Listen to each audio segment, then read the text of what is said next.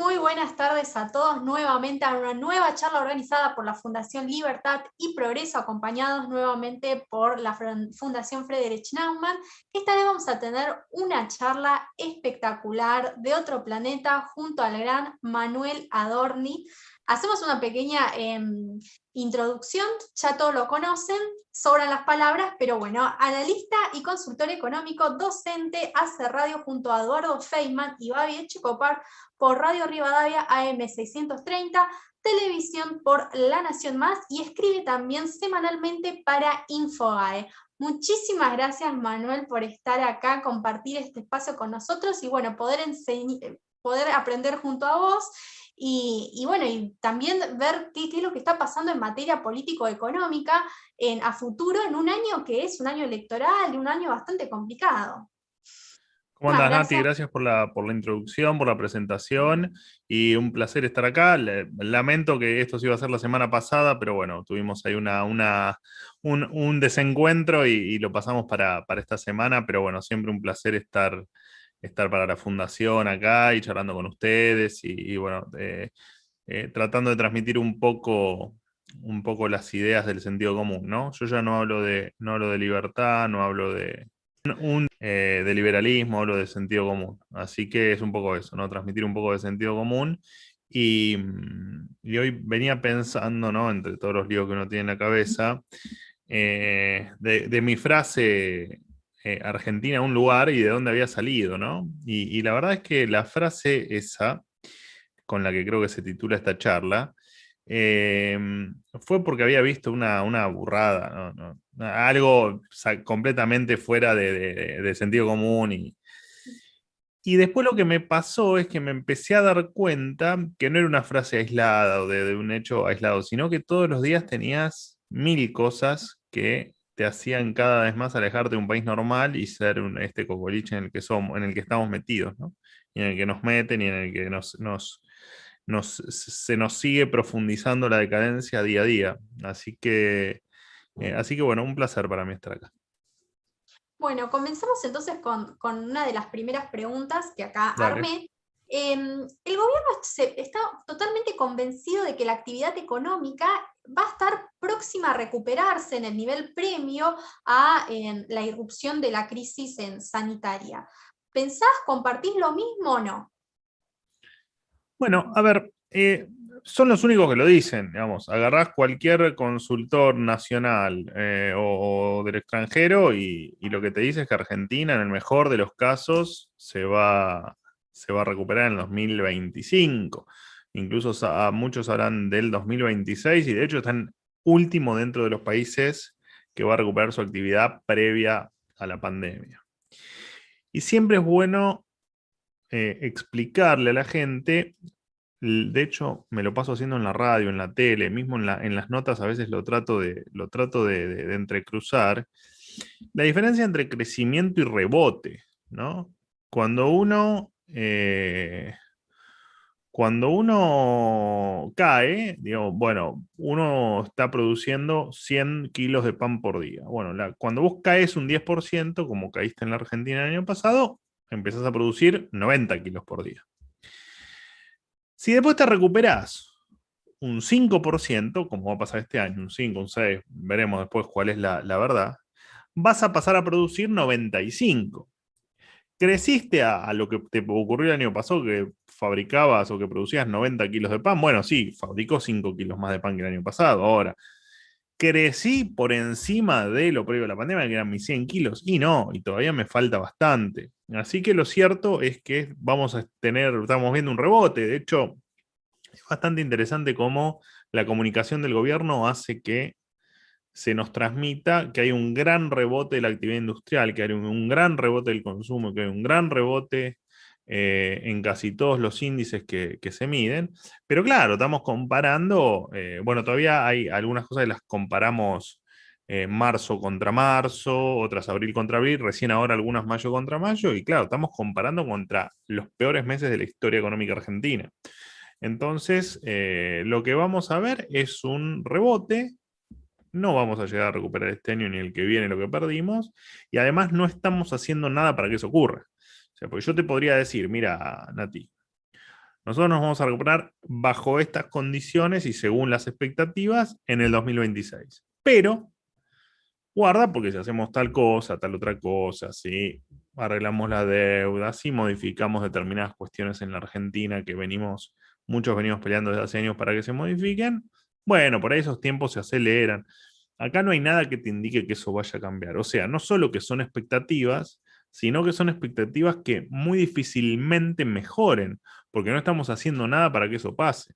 Así que a tu pregunta, yo te diría que no va a pasar que se recupere la Argentina este año, ni creo tampoco que lo haga el año que viene. Y aparte, pues estás en un año de elecciones, donde vos lo que haces es tratar de generar esa sensación de felicidad en los bolsillos, o sea, básicamente que no se te termine de ir todo por la borda. Entonces, te trato de meter algún pesito más en el bolsillo con alguna modificación en ganancias, te trato de meter un pesito más en el bolsillo con el dólar cada vez más planchado, te trato de meter un pesito en el bolsillo congelándote las tarifas o con algún precio cuidado, ahora ya ni sé cómo se llaman los precios nuevos estos que sacaron. Eh, pero en algún momento eso corrige, ¿no? En algún momento eso indefectiblemente, casi por la inercia natural, bueno, en algún momento eso lo pagás y lo vamos a pagar no dentro de 10 años, lo vamos a pagar próximamente. O sea que probablemente esos tiempos sean incluso peores de los que el gobierno o de lo que los analistas, que el gobierno seguro, pero de lo que los analistas creen que se va a dar en 2025-2026. Ojalá, pero me parece que falta mucho para ver una Argentina que realmente crezca. Bueno, ahí justo mencionaste, ¿no? Esto del crecimiento. Y desde la óptica del gobierno se sale creciendo, pero por el lado de la demanda, es decir, bueno, reactivando el consumo. Y es algo que está mucho, digamos, en el vocabulario del actual en política oficialismo y también del kirchnerismo. ¿Se sale realmente creciendo por el lado del consumo de la demanda o por el contrario, por el lado de la oferta? Bueno, hagamos revisionismo kirchnerista, ¿no? Como para responderle a los propios kirchneristas. Nosotros nos la pasamos haciendo eso, de hecho el kirchnerismo fue básicamente eso, fue el incentivo, excepto los primeros años con Néstor, donde Néstor, ahora como si lo conociese, nunca lo había visto en mi vida en vivo, en vida. Néstor lo que tuvo fue que congeló tarifas, perdón, que congeló jubilaciones, que congeló salarios públicos, que disponía de superávit porque Remes, Lenikov y Dualde le habían hecho el trabajo sucio, entonces las condiciones eran diferentes. Pero siempre el kirchnerismo se basó en la lógica del populismo extremo, que es básicamente incentivar el consumo. ¿No? Eso, el populismo es llevar al corto plazo lo que vos deberías tener en el largo plazo, ¿no? O sea, el kirchnerismo, ¿qué hizo? Bueno, vos qué tenés que hacer para tener un aire acondicionado. Bueno, tenés que básicamente tener dos cosas, plata para comprarte el aire acondicionado y plata para pagar la factura de energía. El kirchnerismo eso te lo solucionó, que te dijo, bueno, no, deja que la energía la pagamos entre todos con subsidios, con inflación y después vemos y le echamos la culpa al neoliberalismo. Y con respecto al aire acondicionado, bueno, no importa, vamos a fijarte el dólar en un precio bajo, te vamos a dar 32.500 cuotas que también vamos a pagar entre todos. Y eso es el populismo, ¿no? Algo que vos, lograr pagar la energía y lograr pagar el aire acondicionado te debería llevar esfuerzo, trabajo y algún tiempo de desarrollo intelectual. Bueno, el populismo te lo trajo y te lo entregó hoy sin demasiados requisitos. Eh, pero ¿qué pasó? Un día eso se determinó, digamos, en el 2010-2011 se siguió incentivando el consumo permanentemente se aumentaron planes sociales, se incorporaron jubilados al ANSES, en fin, todo el fogoneo de consumo que se pudo hacer se hizo y sin embargo dejaste de crecer.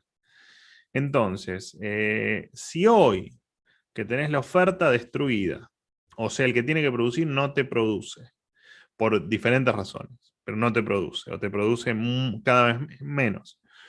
Y vos del otro lado, tenés cada vez más dinero en la calle, lo que te va a pasar es que eso va a colapsar no en lo que tenés hoy, que es un dramón inflacionario. Vas a terminar, si no lo corregís, en un dramón hiperinflacionario.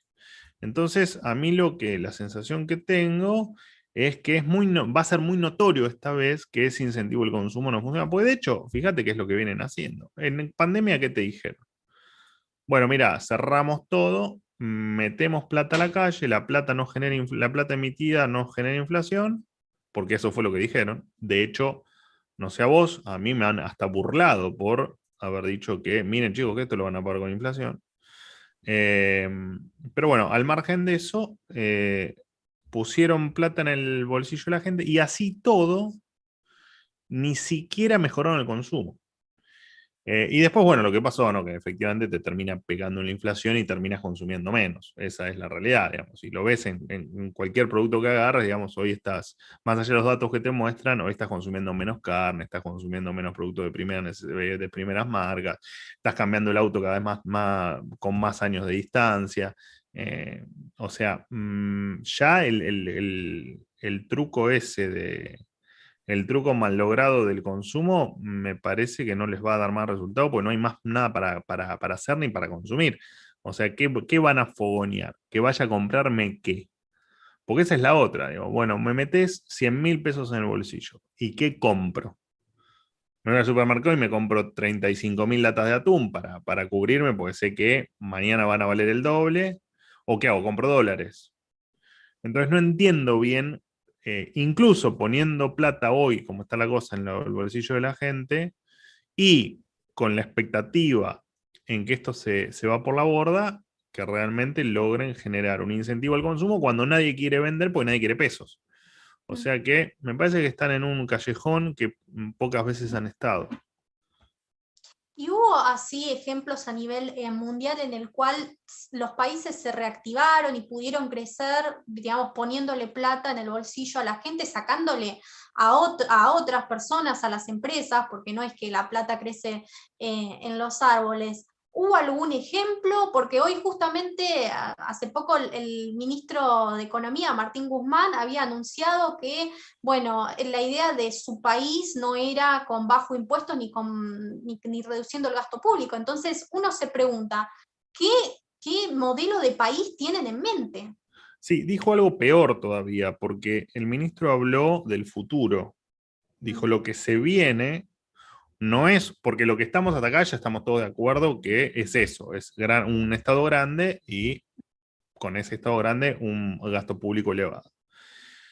Pero eso no sería un problema si vos tu expectativa es que eso cambie, ¿no? O sea, yo estoy sin trabajo, bueno, pero si yo sé que mañana voy a conseguir trabajo, ¿es un problema que yo esté desocupado? Y no, porque mañana me voy a levantar y voy a tener trabajo. Acá el problema es que habló de futuro, no describió el pasado y el presente, describió el futuro, dijo, el modelo de país hacia el que va la Argentina no es un país con un Estado chico o achicando el Estado y bajando los impuestos. Por lo tanto, si hay alguna expectativa perdida que tenía algún tipo de buen augurio hacia adelante, el ministro la despedazó por los aires. Eh, y de hecho, vos en pandemia viste un montón de países que bajaron los impuestos. Uno fue Alemania, otro fue Colombia.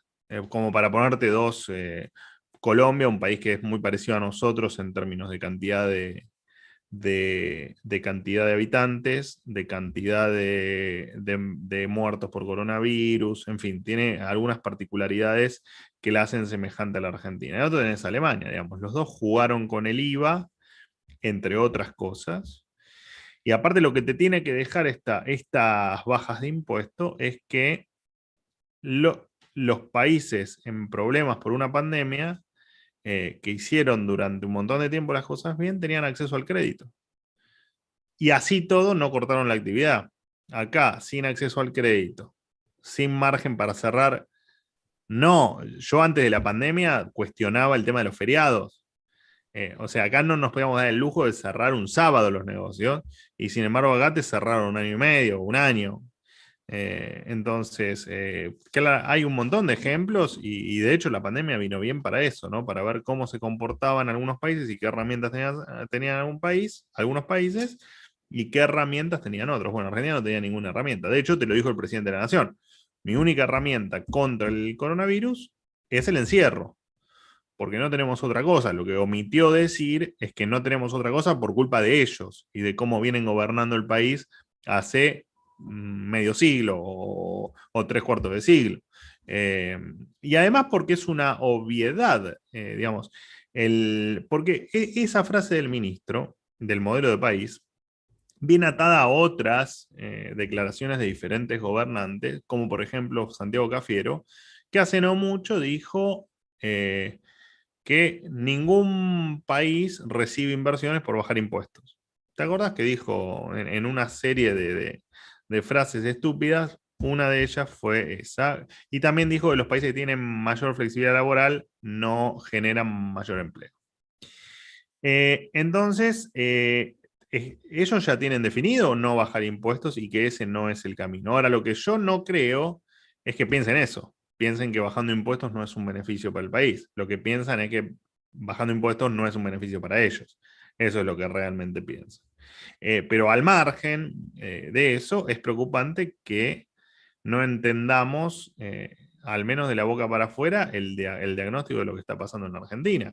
Y es tan obvio que si vos bajás impuestos, lo que haces es dejar más plata en el bolsillo de los contribuyentes. De hecho, bajar impuestos es la única manera razonable, la única forma razonable de poner dinero en el bolsillo de la gente. O sea, cuando los políticos te dicen hay que poner plata en el bolsillo de la gente, yo estoy de acuerdo, pero solo si se hace vía baja de impuestos.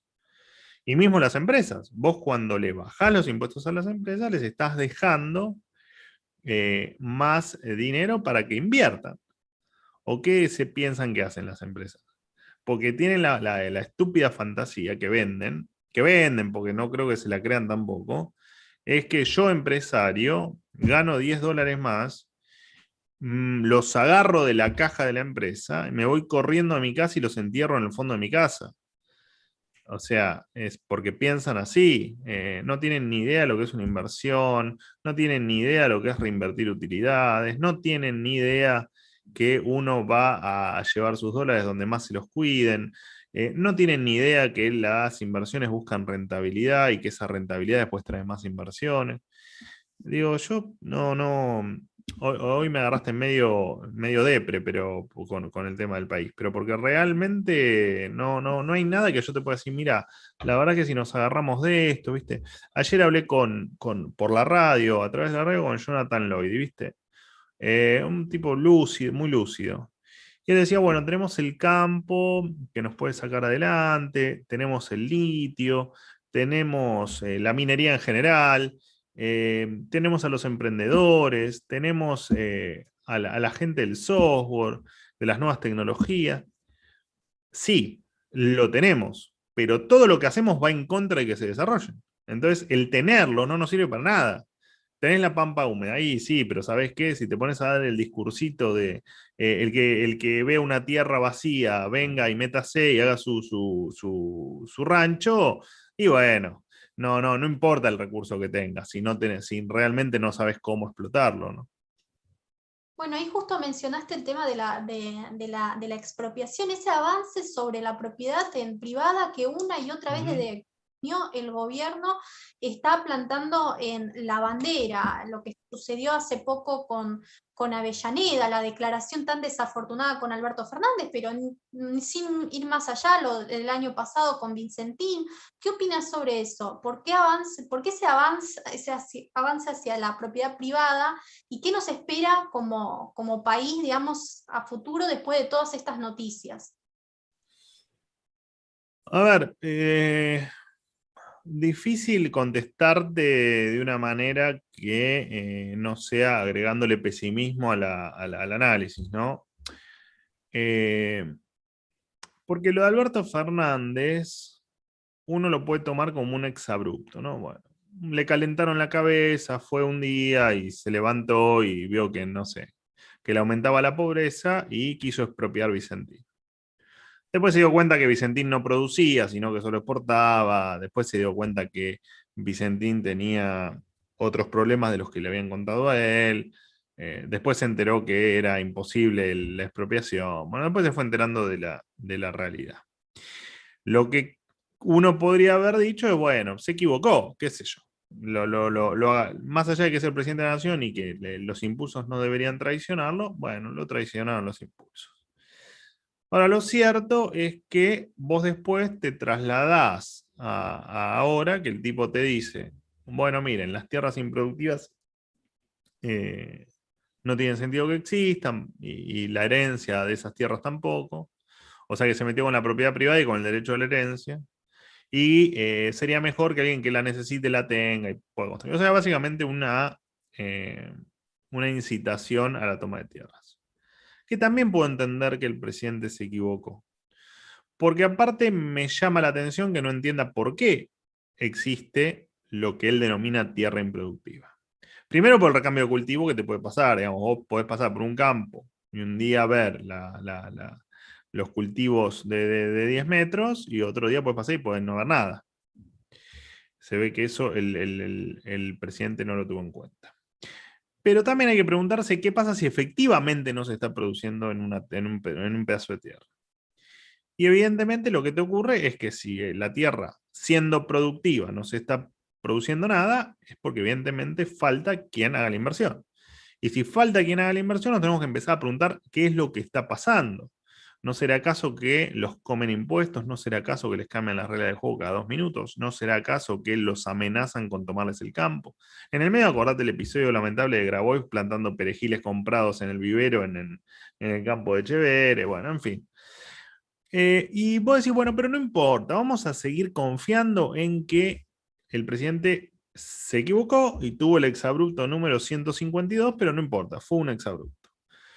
Y de repente ves al ministro de Hábitat de la Nación empujando en su municipio, en Avellaneda, una ordenanza, ya no es una equivocación, digamos, ya estás empujando una ordenanza a través de su esposa que está en el municipio para efectivamente expropiar baldíos. Que no lo puede hacer, que es inconstitucional, no importa, pero ese es el espíritu de la norma.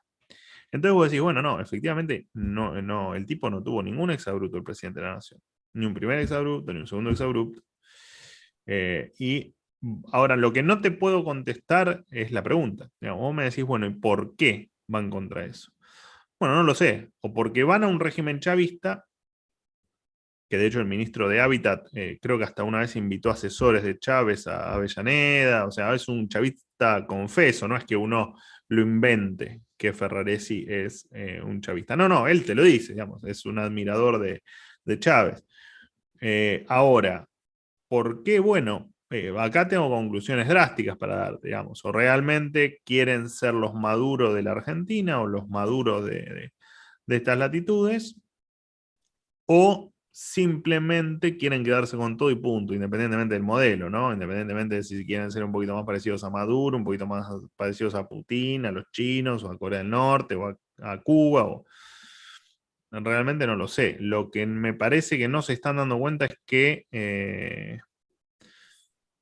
es cierto, ¿no? Cuando Cuba nunca pensó que la revolución los iba a llevar a esta miseria, Venezuela nunca pensó que iba a estar como está ahora, y Argentina yo creo que hasta yo no sé qué edad tenés ni te la voy a preguntar, pero si tenés algún recuerdo de los 90, vos en los 90, independientemente de la crítica que podamos hacer al menemismo, al modelo y a todo, pero lo cierto es que en algún momento de los 90 nunca te imaginaste estar como estamos hoy.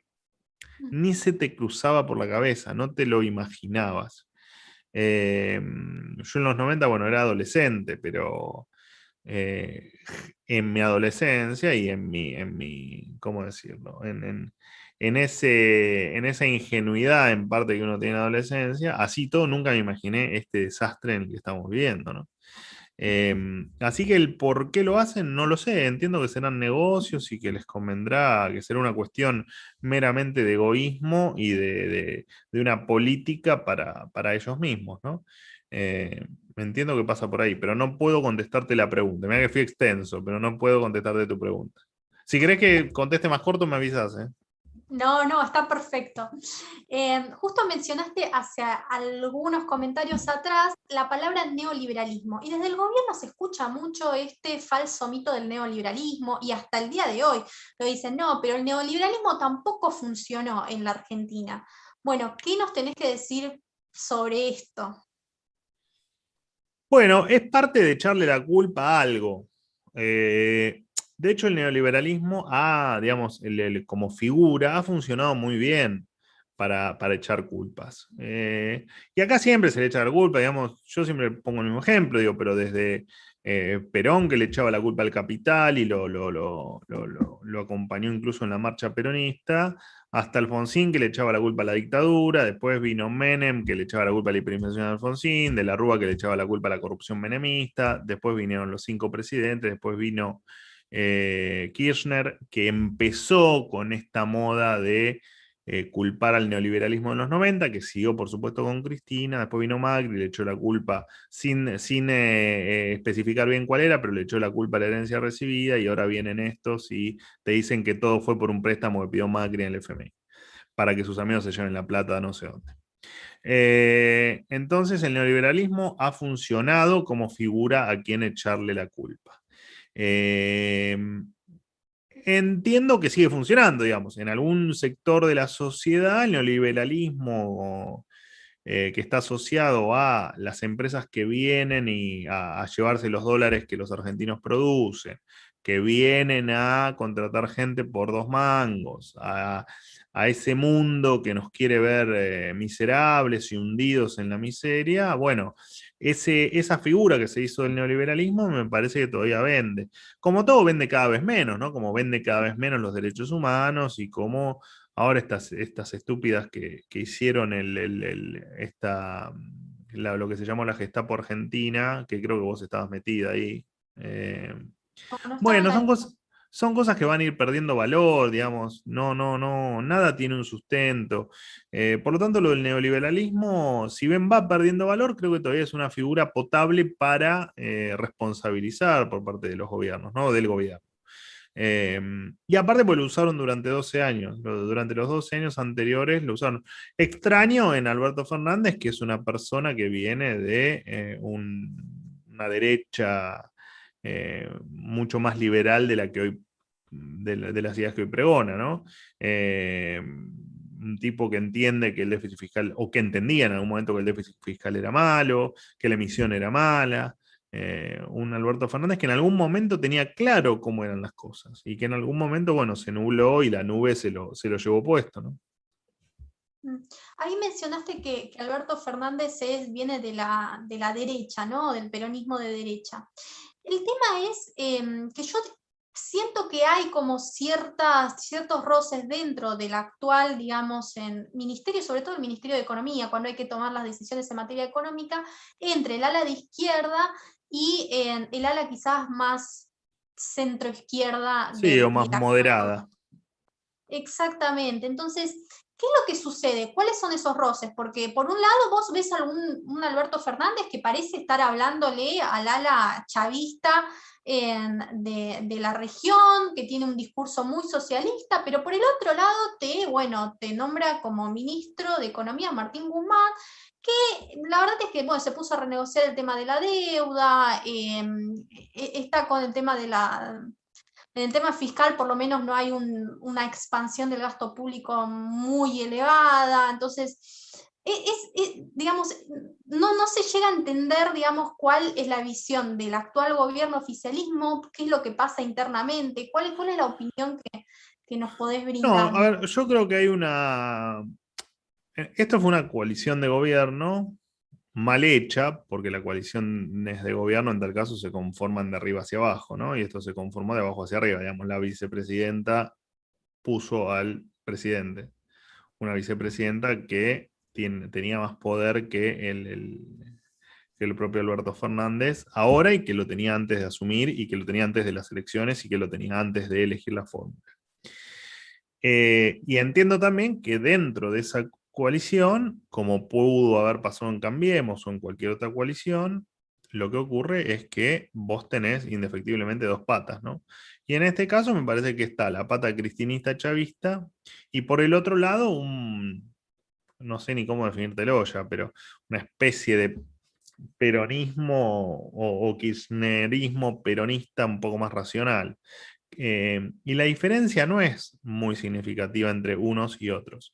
La diferencia básicamente radica en que unos creen que podemos tener un modelo chavista, con sus matices, digamos, no digo que empiecen a secuestrar gente, no lo sé, espero que no, pero sí ese modelo de desde el Estado controlar todo y que el Estado sea dueño de tu vida, de tu patrimonio, y si no te gusta, andate.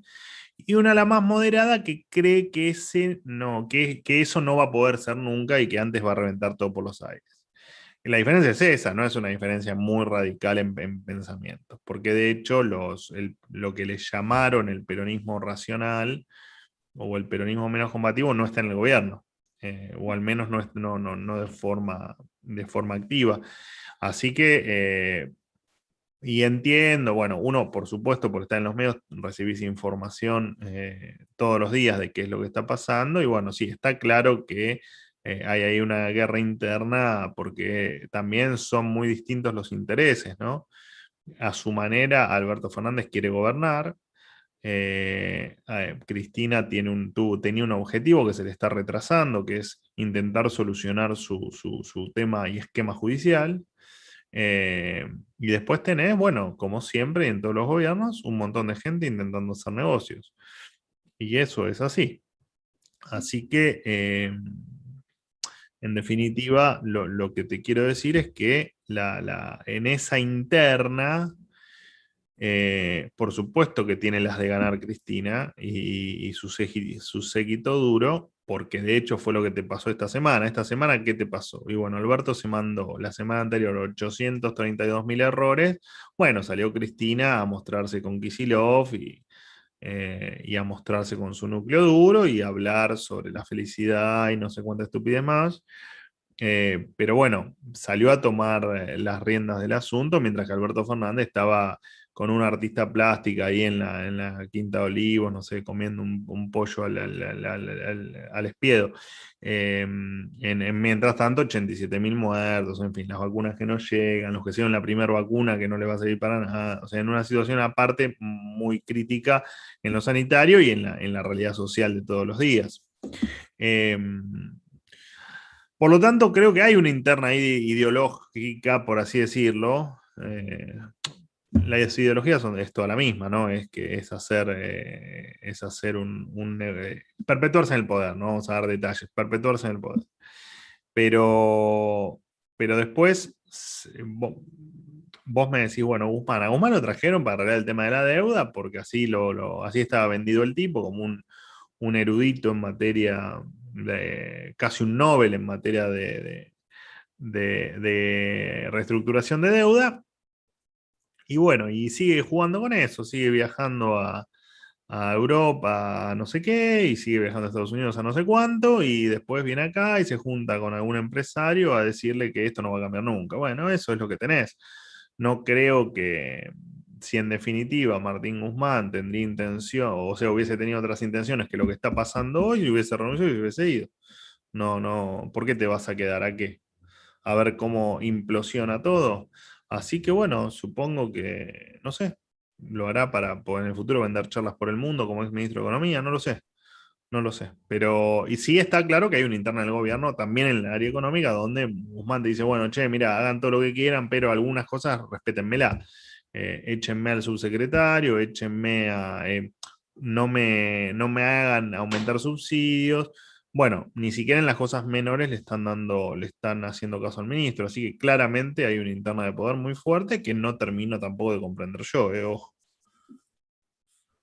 ¿Qué pasa con el clima social? Porque estamos ante una de las crisis creo que más importantes de la historia de nuestro país. Ujú.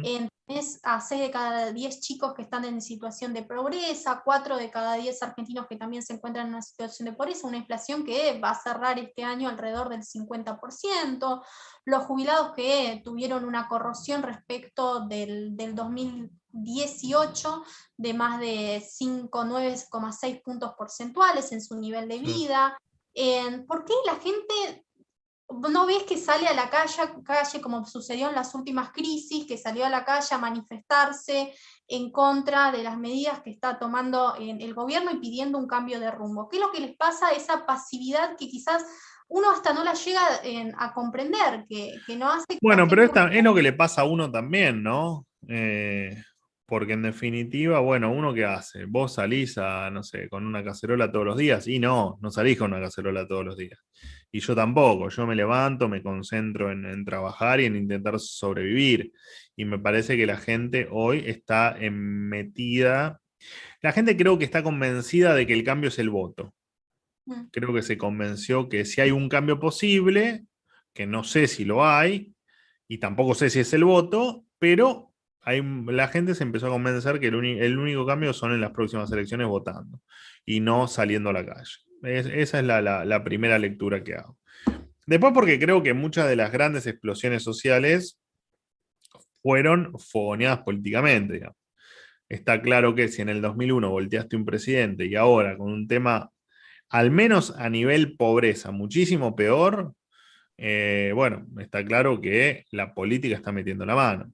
¿Qué política? Bueno, no lo sé. Que están bajando todo lo que pueden en el conurbano para que las bases no se les exploten por los aires, seguro. Lo que también es cierto es que vas al conurbano y te asustas de lo que ves. Acá a 10 kilómetros de la capital federal, o a 5 kilómetros de la capital federal. Te asusta la situación, te asusta la miseria, porque el problema es ese, que vos sabés que vos salís a quejarte cuando sos pobre. Cuando sos miserable, y miserable lo digo no peyorativamente, digamos, miserable porque estás invadido por la miseria, que sos el que revuelve la basura para encontrar un pedazo de comida podrido para poder alimentarte, y ahí ya no salís, y aparte porque si querés salir te guardan con 2 pesos con 50. Entonces yo creo que hoy es una combinación de esos factores. Me parece que hay mucha gente que comprendió que es con el voto, hay mucha gente que ya no tiene la capacidad de discernir porque, como bien vos dijiste, no come, y el no comer hace que la cabeza no te funcione bien, no importa la edad que tengas. Hace que la cabeza te funcione mal, ni hablar si a eso le sumás frío, eh, es mucho peor aún. Y me parece que están con los billetes impresos que tienen en cantidades infinitas, creo que están desde las bases haciendo un trabajo que evita que esto termine mal. Totalmente, allí hablaste un poco de lo que es en la emisión monetaria, siempre lo recurrimos, pero Ujú. justamente salió hace poco el dato de la inflación y dio un 3,3%. Hay algunos sectores que lo salieron a festejar el dato porque fue un dato menor Sí. que observado desde principio de año, pero somos una de las inflaciones más altas a nivel regional y a nivel mundo. ¿Qué opinas? ¿Cómo hacemos en la Argentina para poder bajar los números de inflación? ¿Podemos equipararnos a lo de los países de la región que bajaron la inflación a un dígito anual desde la década de los 90? ¿Cómo hacemos para llegar a eso? Es que vos en la Argentina tenés un problema que no tenés moneda. Digamos que la carne se fue de 600 pesos el kilo promedio, 800 pesos el kilo promedio, 900 pesos el kilo. Bueno, no tenés un problema con la vaca. Tenés un problema que el que tiene la vaca no quiere tus pesos. Entonces, hasta que vos no corrijas acá tu política monetaria, que indefectiblemente tiene que venir acompañado de que corrijas tu política fiscal, bueno, acá no lo vas a corregir el problema de la inflación. Digamos, le tendría que dar vergüenza salir a festejar un 3,3% de inflación, que es la inflación que tienen países en un año, o en un año y medio, o en 2 años, y hasta 3 años algunos países. Entonces, primero les tiene que dar vergüenza. Después no sé qué festejan, porque el acumulado de estos primeros 5 meses del año es del 21,5, y el acumulado de los primeros 5 meses del año pasado fue del 11,1. O sea que le estás duplicando la inflación con respecto al año pasado. Y además porque tenés 46% de pobre. Entonces, ¿me querés decir qué carajo festejás? Porque no entiendo qué estás festejando. Lo único que estás haciendo es siendo un demagogo irresponsable y un irrespetuoso para con el que no come. Así que esto vas a seguir con este problema porque hay una... Lo que no quita que vos pases periodos donde la inflación se te desacelera. Vos podés tener una inflación hoy de 2% mensual, y sí, si tenés todo congelado y te subís 20 puntos la tasa de interés y haces 2 o 3 manejes más, bueno, por ahí lo lográs.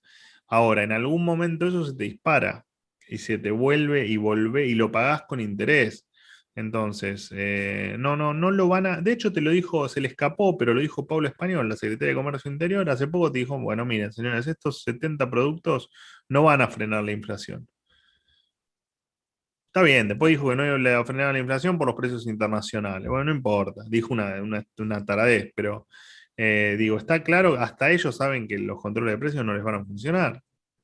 Así que, y tampoco creo que con este gobierno se frene la inflación, porque no está en su génesis. No está en su génesis frenar la inflación, no les interesa, no les importa, no, va más allá de que sepan cómo hacerlo, cómo no hacerlo. No es su política de gobierno. Su política de gobierno es imprimir billetes y repartirlos en la calle. Punto.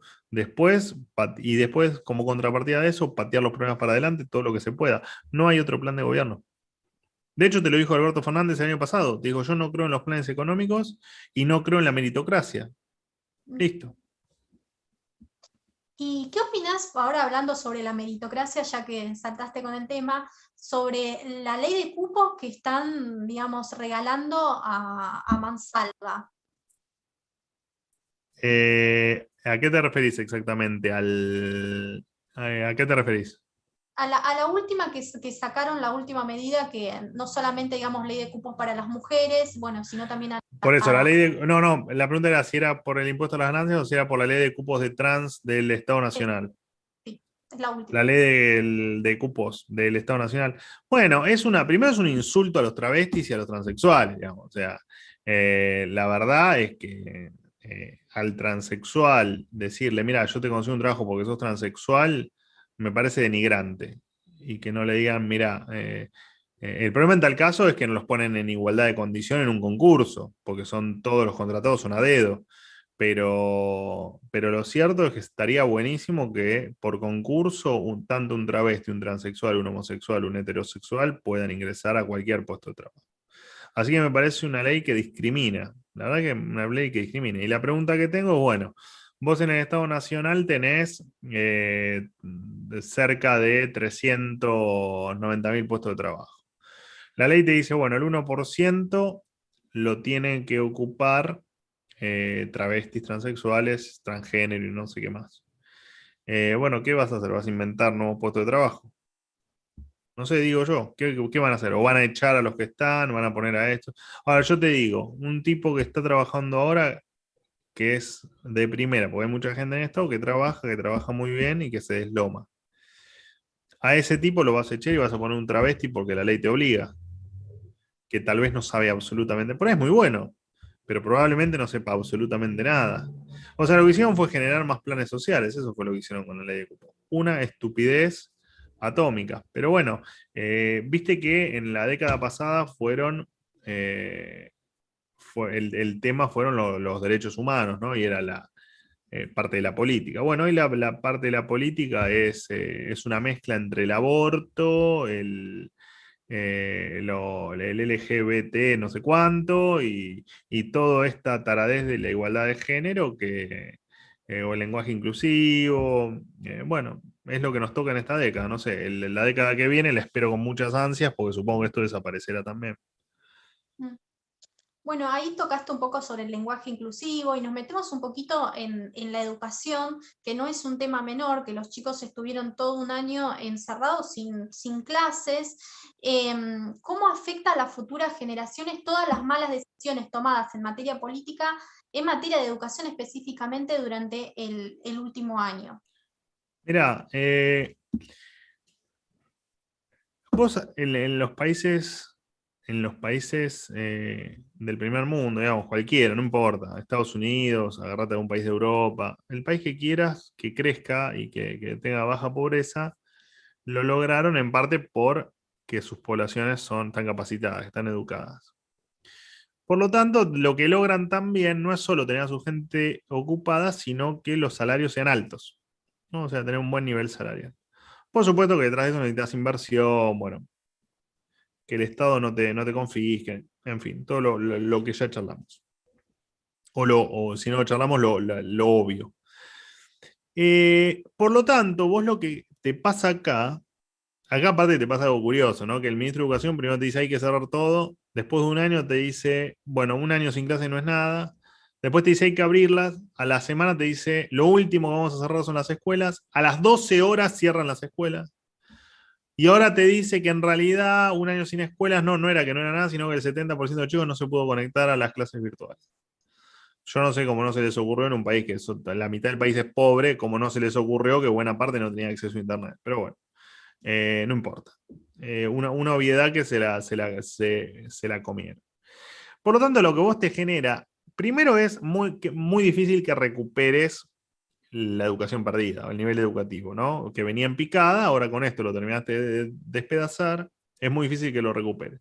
Te van a saltar a vender que va a haber 2 días menos de vacaciones de invierno, o que va a haber 2 días más de clase en el verano, que se recuperará con contenidos a lo largo de los años. Algo te van a vender para intentar corregirlo, que no lo van a poder corregir.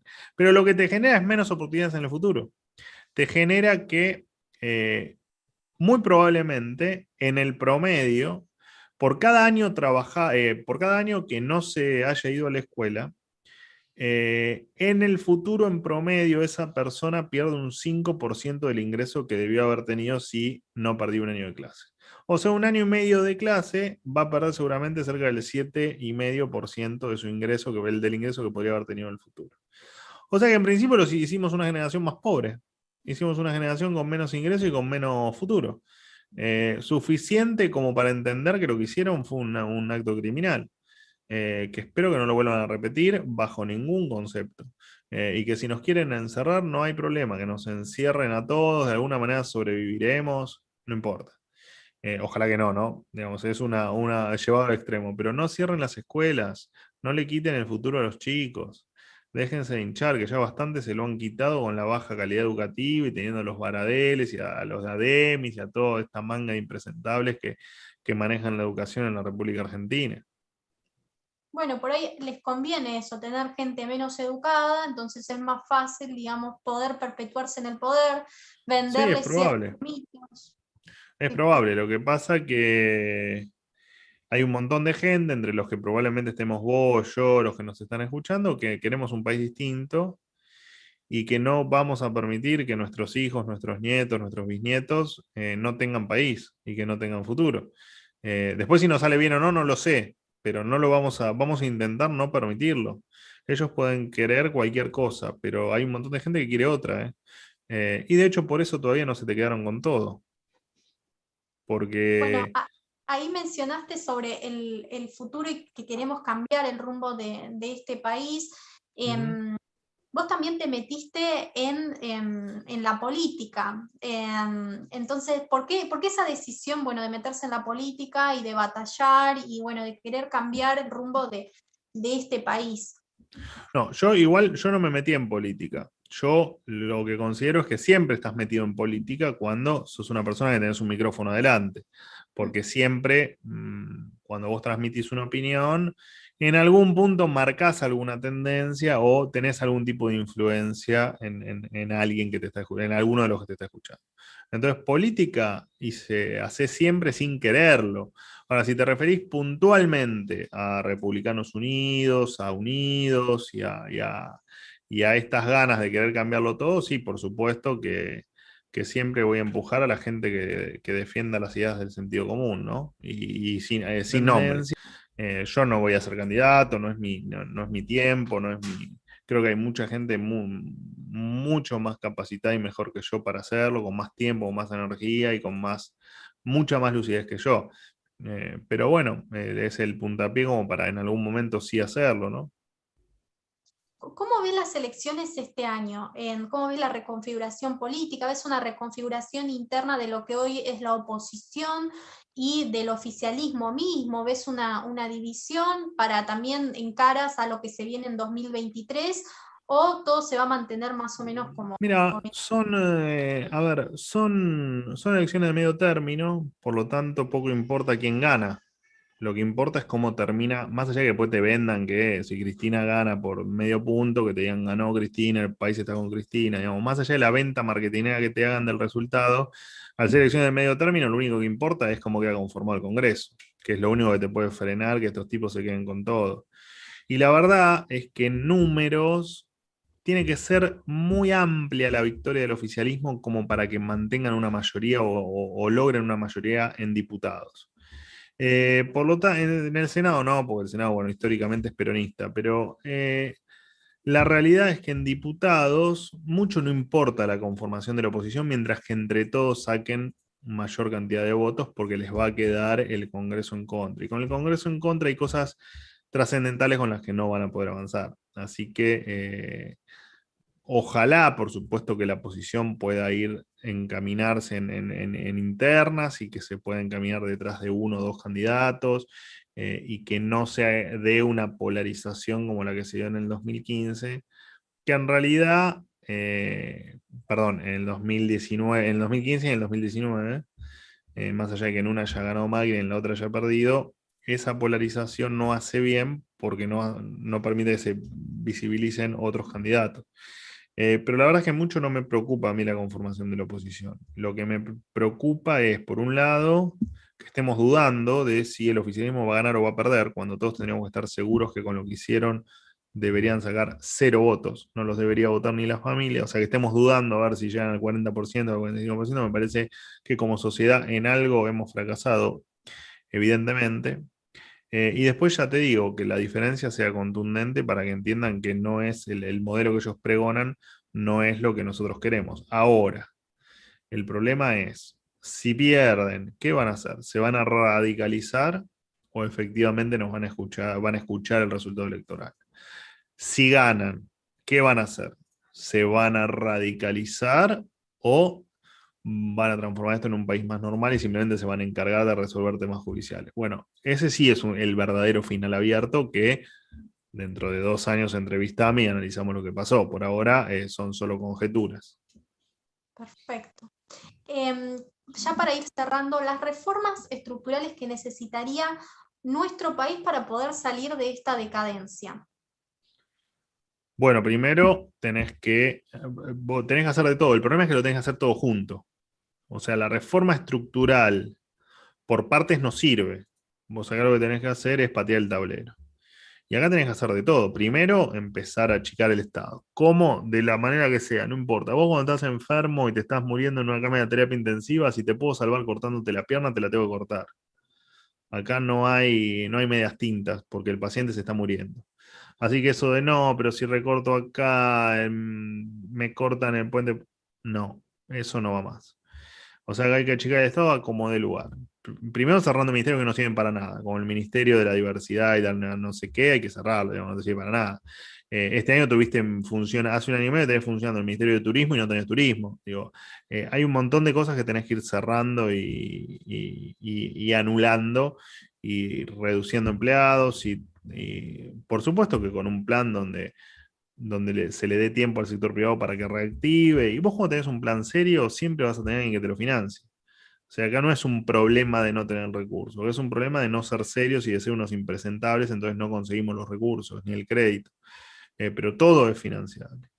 Tenés que empezar a entender que no se puede gastar más de lo que se tiene, tenés que empezar a bajar impuestos, tenés que empezar a ver qué haces con este peso que no sirve para nada y ver cómo haces para que el Banco Central no te lo siga dinamitando. Tenés que agarrar las leyes laborales y reformarlas todas, porque tenemos leyes laborales de 80 años con todos empleos, que son el 80% de los empleos son nuevos, son de este siglo. O sea que tenés una ley que no encaja con los empleos. Eh, Me parece que tenés que hacer un cambio de paradigmas muy importantes, ¿no? Y todo comentárselo a la sociedad. Todo lo que vas a hacer antes de presentarte una elección, explicarlo bien lo que vas a hacer. Y si te votan, vas a tener apoyo. Eso de no, porque si tengo que hacer esto, no voy a tener. Mentira, vos no tenés el apoyo porque no lo avisaste en la campaña. Ahora, vos me decís, bueno, si decís todo lo que tenés que hacer, ¿te van a acompañar o no? Bueno, eso yo no lo sé, pero hay que intentarlo porque me parece que vale la pena. Impecable. Se nos estaba acabando el tiempo, pero la verdad es que, Manuel, un placer la charla de hoy. Te volvemos a invitar seguramente para más adelante para una nueva charla. La verdad es que te apreciamos un montón acá todos en la Fundación. Gracias también a todos los que se quedaron escuchando el siguiente live. Súmense a todas las charlas que tenemos organizadas de la Fundación Libertad y Progreso. En todas las semanas tenemos nuevos cursos, nuevas charlas, así que súmense. Obviamente, muchísimas gracias a la Fundación Friedrich Naumann. Y bueno, Manuel, te dejo las últimas palabras del live. Bueno, primero gracias a la fundación. Tengo que pasarme a tomar un café por la fundación, que hace mucho que no paso. De hecho, tengo para darles algo a Agustín, que tengo acá. Así que en algún día de estos voy a pasar por un café. Gracias por la charla y como siempre digo, ¿no? En el horizonte tenemos un futuro. El problema es que hay muchos que queremos ir hacia ese futuro y muchos que no. Bueno, que ojalá que prevalezcan las ideas, que prevalezca el sentido común y ojalá que esto sirva para, esto no, todo lo que vamos haciendo todos los días, todos, los que queremos llegar a ese futuro, bueno, lo sigamos haciendo y sirva y se nos escuche y que en algún momento tengamos una Argentina mejor, que es en definitiva lo que toda la gente de bien quiere.